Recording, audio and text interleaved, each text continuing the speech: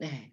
보이시나요? 아제르바이잔 문화라고 해서 다부드라고 하는 그 아제르바이잔 대학원 석사과정 남학생이 지난 학기에 발표한 건데요. 이 불꽃 모양의 요거는 카스피해라고 해요. 그리고 이렇게 터키 국기랑 똑같이 생겼어요. 터키 국기는 빨간 바탕에 이 초승달과 별인데 얘네는 하늘색하고 초록색이 있는 게 다르예요. 그래서 아제르바이잔은 이슬람 국가예요. 근데 터키보다 훨씬 그 유럽화된, 그래서 거의 이 히잡을 안 쓴 사람들이 많은, 그리고 예술이 굉장히 발달한 그 문학 박물관 이런 것도 있어요. 그래서 이슬람 세계에서 국립극장,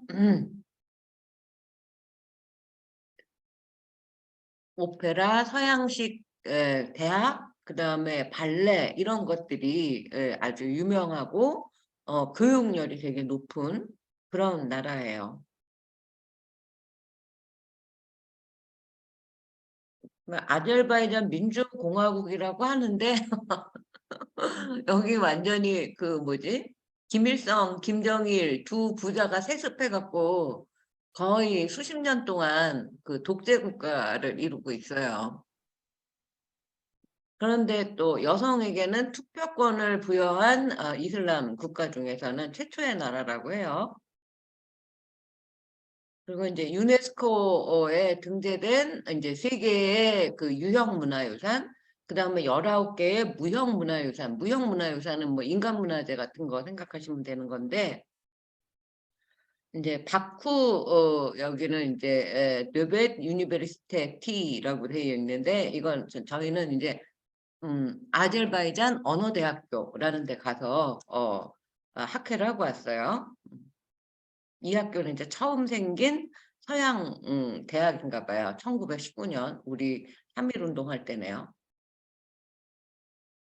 그리고 이제 이렇게 그 이슬람 국가, 이게 이제 모슬렘 그 사원, 이슬람 사원의 첨탑인데, 터키는 여기가 빼죽하게 돼 있는데 여긴 이렇게 도움 형태로 둥그렇게 되어 있는 게 특징이에요.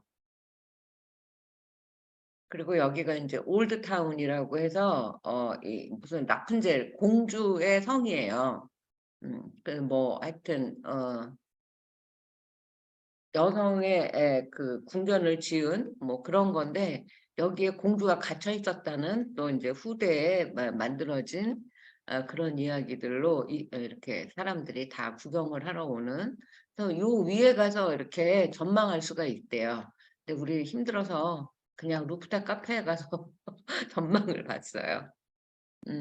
그리고 이체리 쉐헤르라고 해서 이제 요게 다 골목 안 약간 두바이스러운 그 신식 건축물이 보이죠. 이게 불꽃 모양으로 세 개가 나란히 되어 있어요. 그리고 제가 고부스탄이라고 하는 암각화로 유명한 그 지역에도 다녀왔습니다. 그림 그 사진 정리는 다음 주나 돼야 될 것 같아요.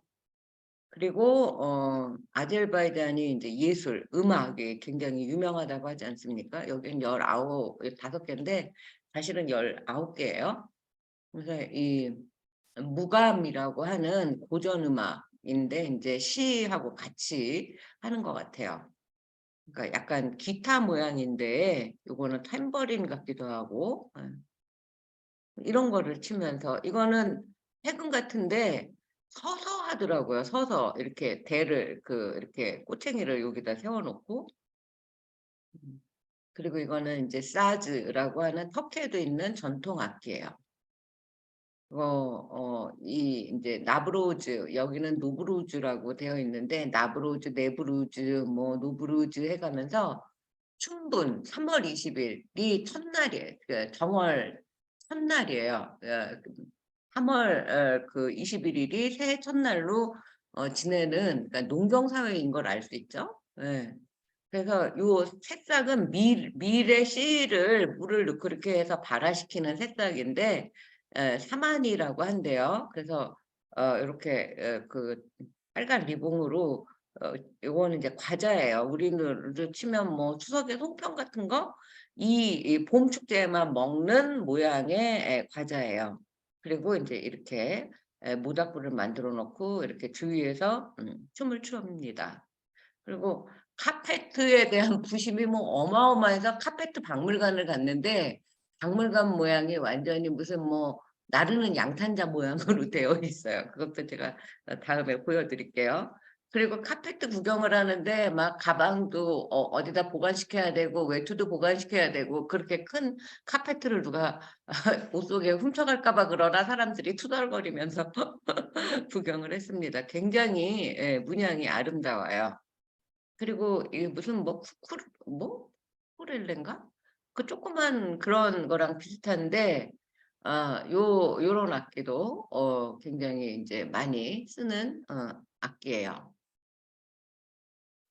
뭐라고 이름을 안 써 놨네. 예. The Art of 타르인가 봐요. 그리고 이거 제가 사온 거죠. 제가 사온 그 실크는 아니고 이거는 카멜인데 실크도 하나 사 왔어요. 실크도 다음에 보여 드릴게요. 그리고 이거는 인제 그 구리 이 쟁반에다가 이렇게 그 새김으로 해 갖고 공예를 건데 이거는 터키에도 있어요.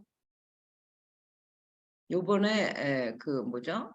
아이고 왜 자꾸 가네. 할 수 없다.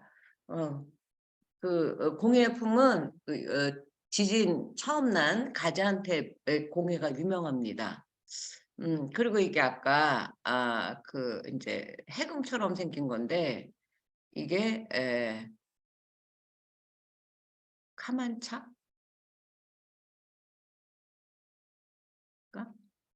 카만차라고 하나 봐요. 카만차는 아제르바이잔의 그 고전 민속 음악. 그래서 이걸로 굉장히 아주 그냥 그 약간 우리나라 해금은 약간 깽깽이라고 하잖아요. 그 소리가 얇고 높은데 이건 쪼끔 약간 저음이에요. 그리고 인제 또 서사시 데데 고르굿이라고 하는 이 튀르크 돌골 부족들만의 서사시가 있어요. 그러니까 그거 여기 이 인제 코카서스를 지금 카프카스라고 해요. 카프카스. 거기에 인제 데데가 늙었는데 현명한 사람, 늙은 지혜로운 사람이라는 이야기를 해요. 그래서 그 이제 군사 이야기 뭐 이런 것들을 서사시로 전해져 내려오게 하는 그런 것들도 무형문화유산으로. 그리고 어 석류가 굉장히 유명해서 석류로 된 공예품도 많고 석류 축제도 있어요. 근데 석류가 터키 거보다 쪼끔 작았어요. 그리고 미니어처 우리도 뭐 쌀 알갱이 하나에다가 막 그 조각해 놓고 뭐 이런 거 중국 같은 데서도 보고 우리나라 신라 그 뭐죠? 경주박물관 같은 데 가서 볼 수 있거든요. 근데 인제 이 미니어처 조그맣게 만드는 그 예술이 아제르바이잔도 대단하대요. 타브리즈라는 곳은 인제 그 뭐야 미니어처를 만드는 학교인 모양인데 지금은 이제 이란 땅이 돼 있나 봐요. 그리고 인제 이 폴로를 이거는 이제 초보간이라고 해서 카르바크라는 말하고 같이 하는 운동이래요. 약간 이제 러시아스럽기도 해요. 이게 옛 소련 연방에 들어있던 나라거든요. 이런 모자들도 많이 팔고 있고. 네. 자 어떠셨어요? 아제르바이잔 여행 재밌으셨어요? 네. 그러면 어 제가 다 해 놨는데 일단 오늘은 월인석보와 수양대군 공부할 차례예요.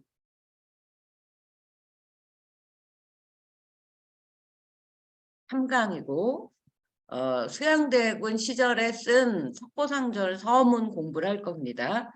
오늘은 2023년 3월 21일 화요일 오후 1시고요. 교종본찰 그리고 훈민정음 본찰 공선사 불교대학의 저는 터키 에르지에스 대학교 정진원입니다. 오늘은 먼저 석보상절 이야기 두 번째 석보상절 의미 그 상감마마 모자를 안 쓴 수양대군 시절은 이제 쓴 책은 석보상절. 그 다음에 그 월인청강지곡을 지은 임금은 세종대왕 아버지죠. 그리고 월인석보를 이 두 책을 월인석보 합해서 만든 게 월인석보인데 여기에는 10분의 스님이 등장을 하시죠. 그래서 오늘은 이 그 현대불교의 요 이야기부터 읽어보도록 하겠습니다.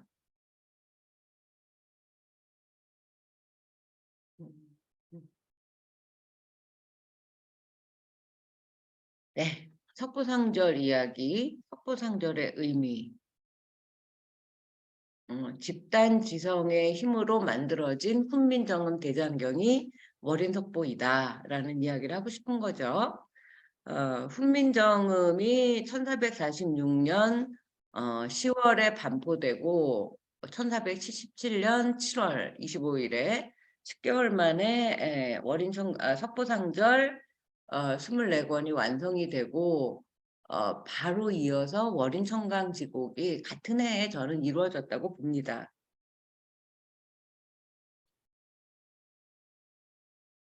그리고 월인청강지곡 노래도 동시에 이루어졌으리라고 생각할 수 있어요. 왜냐하면 무슨 법화경이라든지 모든 경전은 부처님의 설법이 있고 그것을 다음과 같이 개송으로 말씀하셨다. 그러면서 노래로 한번 이제 그 복습하잖아요. 그래서 그렇게 만들었는데 제 생각에는 노래 가사 바꿔 부르기 똑같은 곡조에 장단을 맞춰서 노래로 만든 분이 세종대왕일 것이다 라고 생각을 해요.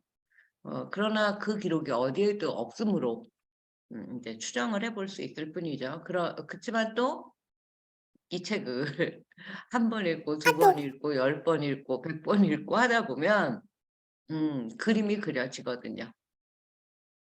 그리고 신미대사를 비롯한 나란말싸미의 주인공 두 주역 이제 세종과 신미대사. 근데 이제 나란말싸미는 사실은 신미대사를 좀 더 부각시켰다고 볼 수가 있죠. 그러니까 이제 그 기독교를 믿는 사람들이 이럴 수는 없다라고 해서 아주 뭐 조직적으로 이제 계획적으로 집단적으로 그 영화를 2주 만에 내리게 하는데 큰 공을 세웠죠. 그 덕분에 우리 봉선사에 와서 그 감독이 특강도 하시고 한 번 더 부를 수도 있습니다. 제가 그 이제 9월에 돌아가면 그리고 이 신미스님과 10분의 그 전문가들 스님이 9분이고 김소은만 집현전 학사였죠. 신미대사의 동생. 창제에 관여하지 않았으면 어떻게 600곡이라는 노래를 그렇게 빠른 시간 안에 어떻게 24권이라는 책을 10개월 만에 만들 수 있었을까? 설명을 해보시오. 뭐 이런 문제를 누구한테 내고 싶어요, 저는. 이 내용이 오늘 우리가 공부하는 월인석보 훈민정음의 날개를 달다 하고도 많이 겹쳐요. 왜냐하면 이게 신문 연재이기 때문에 그런 기초 지식이 필요해서 그래서 겹치는 부분은 건너뛰고 그렇게 공부를 할 텐데 일단 처음 오시는 분은 이 신문 기사로 읽는 것이 훨씬 쉬울 거예요. 왜냐하면 제가 책에는 자세하게 그 훈민정음으로 쓴 본문, 원문 이미지 이런 걸 넣어서 얼핏 보면 되게 어려워 보이거든요. 근데 여기에는 현대국어로만 했어요. 제가 먼저 읽어보겠습니다. 석보상절과 월인청강지곡. 석보상절은 석가모니께서 태어나고 열반에 드실 때까지의 일생과 설법한 경전 내용을 자세히 할 것은 자세히 할 상, 간략히 할 것은 간략히 할 절. 그래서 상절이죠. 편집한 조선시대 최초의 훈민정음 불경입니다. 이것만 오늘 석보상절의 뜻만 외워서 가세요. 그래서 큰 공부가 되십니다. 이와 짝을 이루는 월인청강지곡은 불교의 진리를 상징하는 달, 월인청강의 월이죠. 그것은 세상에 하나밖에 없지만 지상에 있는 1000개의 강, 10,000개의 시냇물에는 달도장이 찍히죠. 마찬가지로 부처의 진리는 하나밖에 없지만 온 세상에 두루하다는 것을 노래한 곡, 그래서 월인청강지곡이다. 일반적인 불교 경전의 형식은 부처의 설법 내용을 전한 뒤에 요약한 개송이 이어지는 산문이 먼저 나오고 운문이 나오는 순서로 경전이 이루어져 있습니다. 그러나 월인석보는 산문 석보상절을 설명하기 위한 운문 월인청강지곡이 먼저 나와요. 그래서 이 두 책은 바늘과 실처럼 애초부터 두 책이 아니라 한 책으로 세트로 묶어졌어야 할 책이다. 그래야 불교 경전의 형식을 갖춘 책이 되기 때문이죠. 그래서 석보상절을 지을 때 이미 월인청강지곡도 예견이 되어 있었거나 같이 지었거나 그리고 언젠가는 합쳐야 할 하나의 책이 12년 만에 1459년에 세조 5년 차에 만들어졌다고 지난 시간에 이야기를 했죠. 그래서 그 이야기가 나오고 이렇게 월인석보가 탄생을 했다. 그래서 이제 그 순서도 아버지 월인청강지곡을 지은 노래를 앞세워서 월인청강지곡이 됐는데 이제는 석보월인으로 바로 잡아야 할 21세기이다 라고 생각하면서 제가 지금 불교신문에 그 석보월인의 세계를 쓰고 있습니다.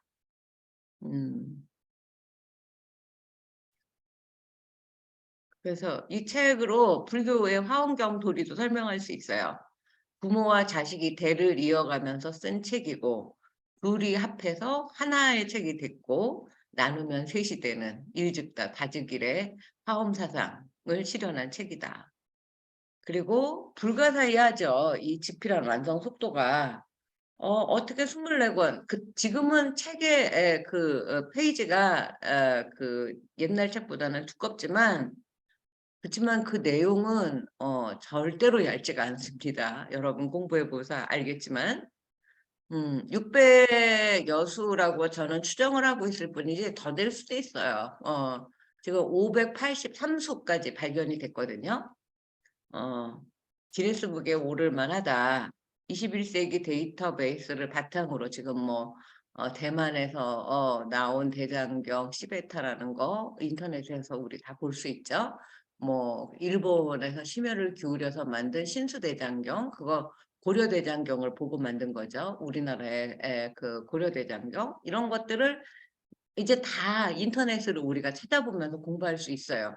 그렇게 그 뭐 서역 만리 구법승이라는 말이 있잖아요. 한국에서 뭐 신라에서 고려에서 백제에서 중국을 거쳐 그 이제 인도까지 가다가 돌아온 사람이 한 명도 없든가 한 명이 있든가 그래요. 다 그 고비 사막 같은 데서 죽고 또 중국의 원측 스님 같은 경우에는 이제 중국의 왕이 이제 총애를 해서 그 선장 법사하고 나란히 옆에 부두탑으로 그 모셔져 있습니다. 그 지금의 서안 옛날에 장안에 음. 그런 이 데이터베이스를 현대의 21세기에 그 이용해서 만든다고 해도 10개월 만에 못 만듭니다. 거의 오자 탈자도 없어요. 이 책이 훈민정음 창제 때부터 준비되어 있었다는 증거다라고 저는 봅니다.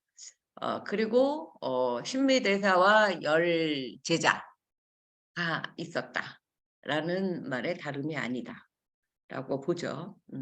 월인석보 서문에는 책의 자문단으로 명기된 11분의 동참자가 등장을 합니다. 그래서 이렇게 정독을 해 나가다 보면 석보상절에는 김소은이, 왜냐하면 김소은이 이 석보상절을 만들기 전에 한문본 경전 증수 석가보라는 걸 만들었다는 기록이 그 실록에, 조선왕조 실록에 나오거든요.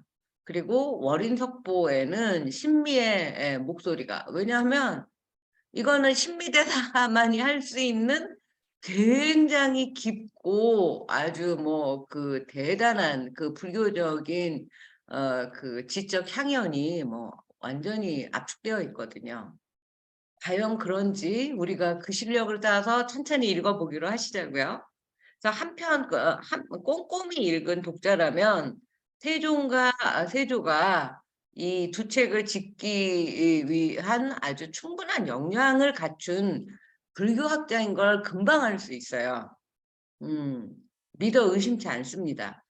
그러나 읽기를 거듭할수록 이것은 한 사람의 천재가 단독 작업을 할 수 있는 책은 아니야 라고 생각할 수가 있어요. 요것도 이따가 제가 보여드릴 거예요. 세상에 없었던 문자의 창조를 한다는 것 자체가 우리가 더 이상 무슨 문자를 새로 창조하지 않잖아요. 무슨 족이죠? 어디 동남아시아의 찌아찌아족인가?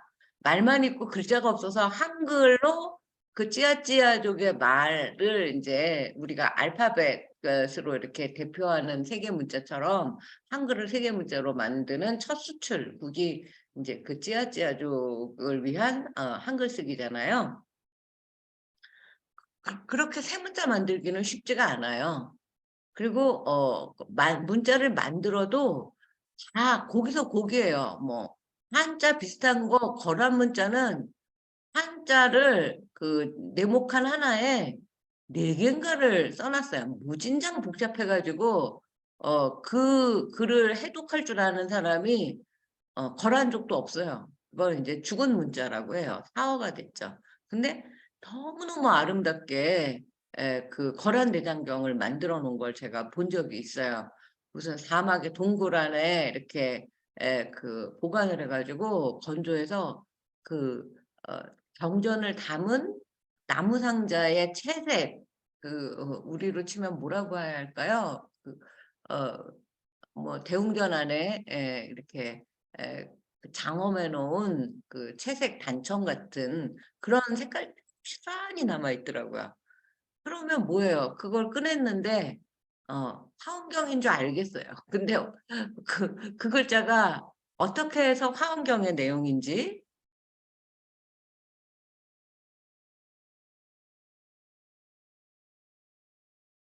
이게 왜 갑자기 안 보였죠?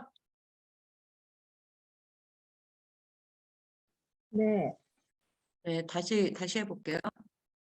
아, 이거 아닌데. 이건 아프고.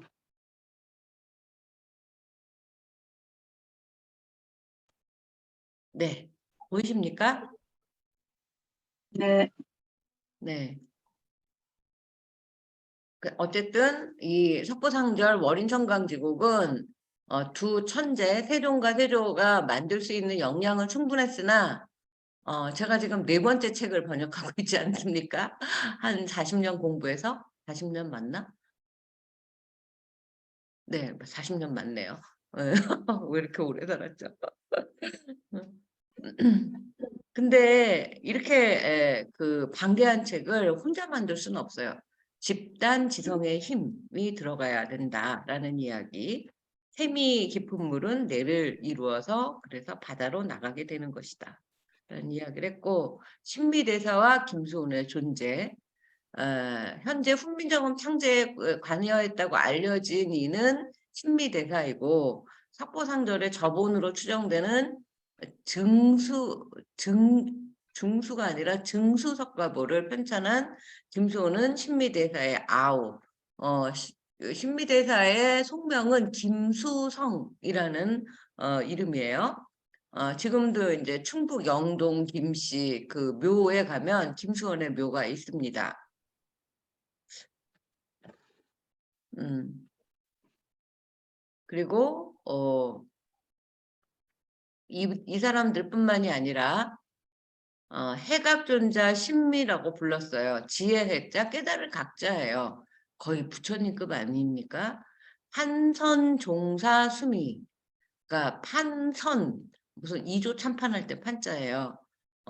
선종 판선종사 수미 판교종사 설준 이렇게 읽어야 될 수도 있겠네요. 선종의 으뜸인 스승 수미 스님, 신미 스님하고 도반이었다고 합니다. 교종의 스승 설준, 연경사 주지 홍준, 전 회암사 주지 효운. 봉선사의 말사지만 옛날에는 회암사가 본사고 봉선사가 말사였대요. 그러니까 봉선사하고 관련된 절이 많이 나와서 여러분들 아마 자부심이 생기실 거예요. 전 대자사 주지 지혜. 지금도 일산 쪽에 이 대자사 이름을 딴 지명이 있는 걸로 알고 있어요. 전 소요사 주지 해초. 소요사는 소요산에 있는 자제암 그쯤이라고 생각하실 수 있고, 그 다음에 대선사 사지. 그리고 하결학조는 신미대사의 좌우 이제 보처 같은 훌륭한 제자였죠. 그래서 학조 스님이 안동 사람이에요. 그래서 광흥사에서 월인석보가 쏟아져 나왔는데 이 학조 스님하고 관련된 그런 절일 거다.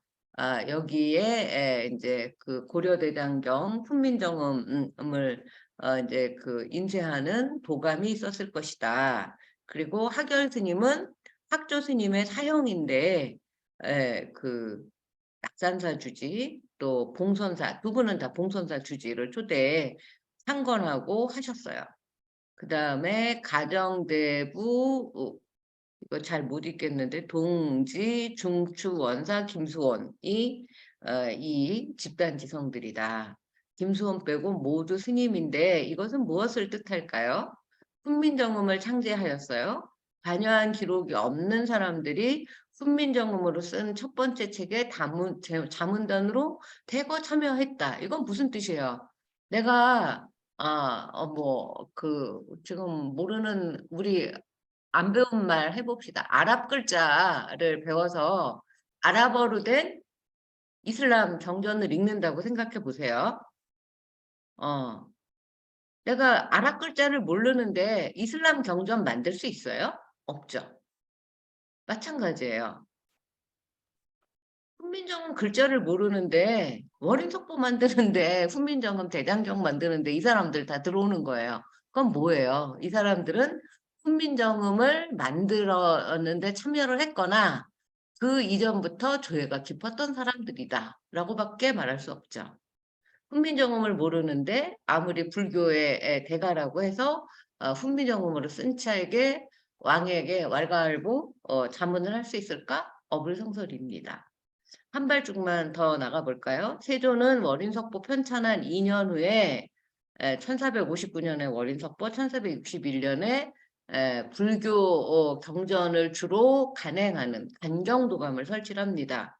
그래서 이제 우리가 많이 알고 있는 능엄경언에 저는 봉선사가 능엄경 도량인 것도 이게 우연이 아니라고 생각을 해요.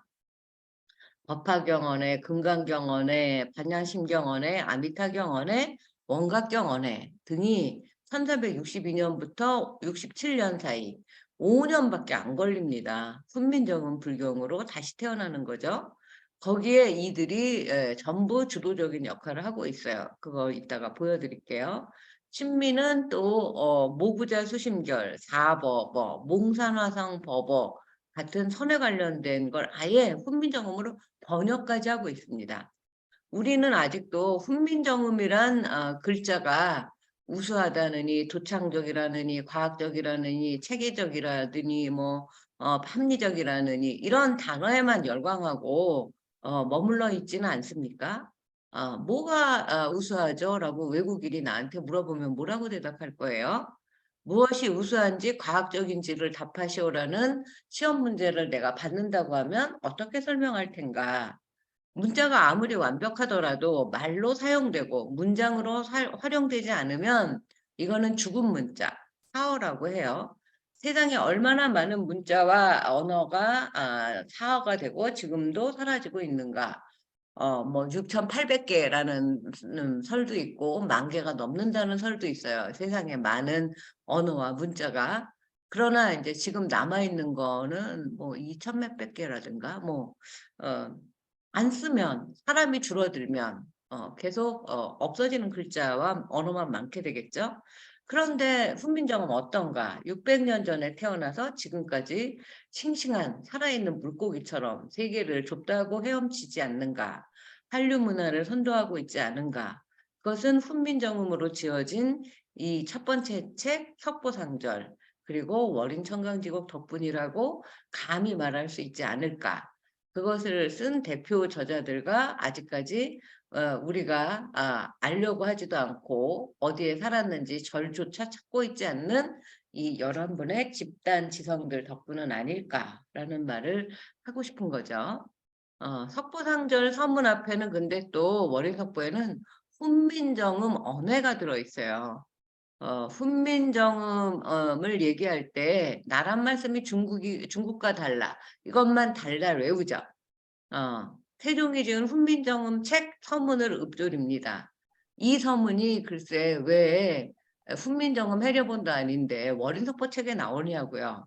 이거에 대해서 또 이제 학자들이 왈가왈부 설왕설래를 많이 했는데 월인석보의 차례는 훈민정음으로 쓴 서문, 국지어음이 그 다음에 예의, 그래서 예를 들어서 설명한 거, 좀 간략한 그런 해려본보다는 좀 짧은 내용의 훈민정음 설명서가 들어있어요. 그리고 부처님의 일대기를 8장의 그림책으로 그린 팔상도, 그리고 석보상절 서문, 월인석보 서문, 월인석보 본문 이렇게 이루어져 있습니다. 월인석보가 불교책인데 훈민정음으로 시작하는 것에 대해서 의구심을 품는 사람들도 있습니다. 이 책의 목표는 그러나 잘 생각해 보세요. 훈민정음 왜 만들었죠? 애민정신. 그것도 마르고 닳도록 배웠죠. 백성들에게 특권층에만 쓸 수 있는 문자 권력을 백성들에게 공평하게 나눠주기 위해서 만든 문자잖아요. 먼저 새로 만든 문자, 훈민정음 글자를 익히고 나서 그 다음에 세 글자로 이루어진 훈민정음 책을 공부하게 하려는 목적에서 훈민정음이 맨 앞에 나올 수밖에 없었던 거죠. 저는 이거를 이제 임금님의 배려라고 생각을 합니다. 만약에 읽는 사람이 세종이라면 어떻게 했을까? 우리 할머니 또 지금 우리 연세 드신 어머니들이 한글 학교 다니시면서 정말 그냥 읽기만 해도 눈물이 차오르는 그런 이제 그 시들을 쓰고 계시잖아요.